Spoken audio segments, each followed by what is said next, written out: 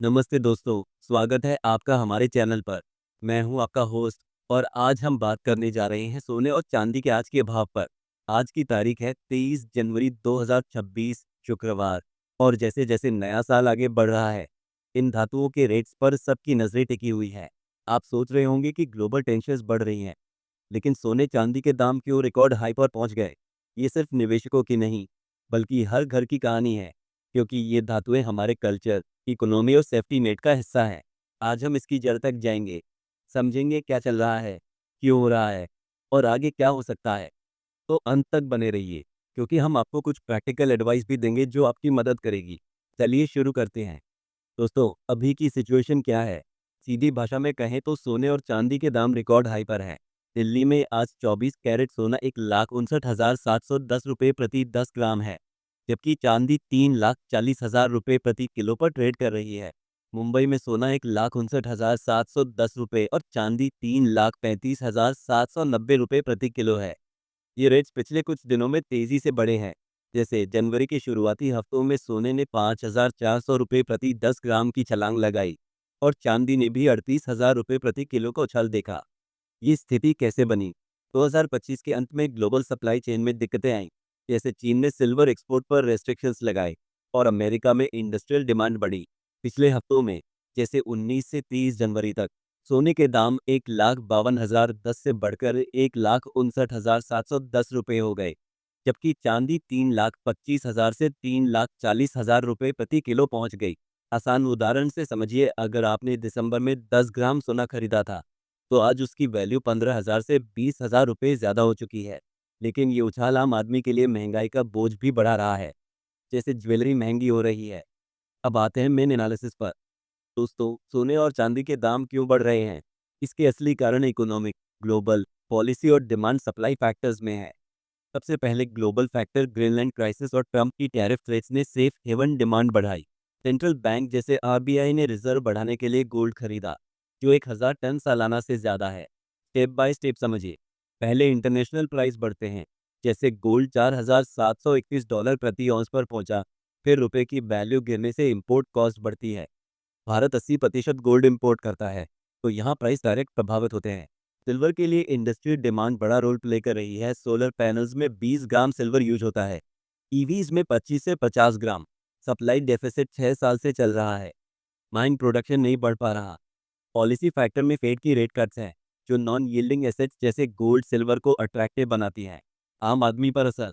दोस्तों, ये दाम बढ़ने से वेडिंग्स और गिफ्टिंग महंगी हो रही हैं। ज्वेलरी प्राइसेज 50 से 60% ऊपर है। इंपोर्ट्स बढ़ने से ट्रेड डेफिसिट चौड़ा होता है। रुपया कमज़ोर हो सकता है, जो महंगाई बढ़ाता है। लेकिन जिनके पास पहले से गोल्ड सिल्वर है, उनकी वेल्थ बढ़ रही है। जैसे इंडियन हाउस होल्ड्स के 34,000 टन गोल्ड की वैल्यू अब जीडीपी से ज़्यादा है। इन्वेस्टर्स के लिए, अगर आप बायर हैं तो हाई प्राइसेज में कैश फ्लो प्रॉब्लम, लेकिन होल्डर्स को प्रॉफिट। सेलर्स जैसे माइनर्स को फ़ायदा, लेकिन ज्वेलर्स को मार्जिन प्रेशर। अब बात करते हैं आगे क्या हो सकता है। फ्यूचर आउटलुक में पॉसिबिलिटीज कई हैं। शॉर्ट टर्म में, यानी अगले 3 से 6 महीनों में, गोल्ड $5,000 प्रति औंस तक जा सकता है। मतलब इंडिया में 1,75,000 रुपये प्रति 10 ग्राम। सिल्वर 100 से $200 प्रति औंस, यानी 3,80,000 4 अल्पविराम 60,000 रुपये प्रति किलो। ये इंडस्ट्रियल डिमांड और सेफ हेवन बाइंग से होगा। लॉन्ग टर्म में 2026 के अंत तक, अगर इकोनॉमिक रिकवरी होती है तो प्राइसेस स्टेबल हो सकते हैं, लेकिन एवरेज गोल्ड $5,400 रहेगा। नज़र रखनी चाहिए जियोपॉलिटिकल रिस्क्स पर, जैसे यूएस यू ट्रेड वॉर्स या मिडल ईस्ट टेंशंस, जो प्राइसेस को ऊपर धकेल सकती हैं। रिस्क फैक्टर्स, अगर फेड रेट्स बढ़ाए या इकोनॉमिक स्लोडाउन हो, तो सिल्वर ज़्यादा गिर सकता है, क्योंकि ये इंडस्ट्रियल मेटल है। गोल्ड के लिए डॉलर स्ट्रेंथ रिस्क है। साथ ही ग्रीन एनर्जी ट्रांजिशन से सिल्वर डिमांड बढ़ेगी, लेकिन सप्लाई शॉर्टेज रहेगा। दोस्तों, अब प्रैक्टिकल गाइडेंस आप क्या करें? अगर आप आम व्यूअर हैं, तो अभी होल्ड करें, क्योंकि प्राइसेज हाई हैं। हाई कंडीशंस में सही रहेगा अगर प्राइसेज में डिप आए, जैसे 10 से 15% करेक्शन पर। होल्ड लॉन्ग टर्म के लिए बेस्ट, क्योंकि 2026 में ग्रोथ की उम्मीद है। सेल अगर आपको कैश की ज़रूरत हो या प्रॉफिट बुक करना हो, लेकिन शॉर्ट टर्म में न करें। फेस टाइम, जब फेड रेट कट ऐलान करे या ग्लोबल टेंशन्स कम हो, तब डिप्स में एंटर करें, लेकिन एक्सैक्ट प्रेडिक्शन नहीं। मार्केट अनप्रेडिक्टेबल है। जल्दबाजी से बचें, जैसे पीक पर बाइंग से, क्योंकि वो लॉस दे सकती है। डाइवर्सिफाई करें, जैसे 10 से 20% पोर्टफोलियो में गोल्ड सिल्वर रखें।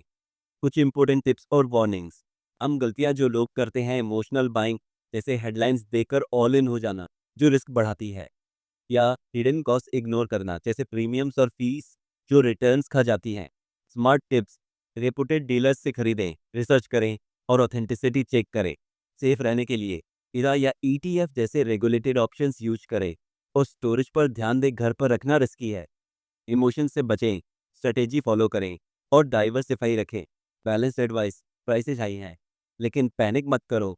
लॉन्ग टर्म में गोल्ड सिल्वर हेज है। फैक्ट्स पर फोकस करें, न कि हाइप पर। तो दोस्तों, समरी में कहें तो सोने और चांदी के दाम रिकॉर्ड पर हैं, ग्लोबल टेंशन्स और डिमांड की वजह से। आगे ग्रोथ की उम्मीद है, लेकिन स्मार्ट इन्वेस्टमेंट ज़रूरी। आप कॉन्फिडेंट रहें, क्योंकि इंडियन इकोनॉमी स्ट्रांग है और ऐसे चैलेंजेस से निकलती है। अगर ये वीडियो हेल्पफुल लगा तो लाइक करें, शेयर करें और चैनल को सब्सक्राइब ज़रूर करें, ताकि ऐसी इन्फॉर्मेटिव न्यूज़ आप तक पहुंचती रहे। मिलते हैं अगले वीडियो में।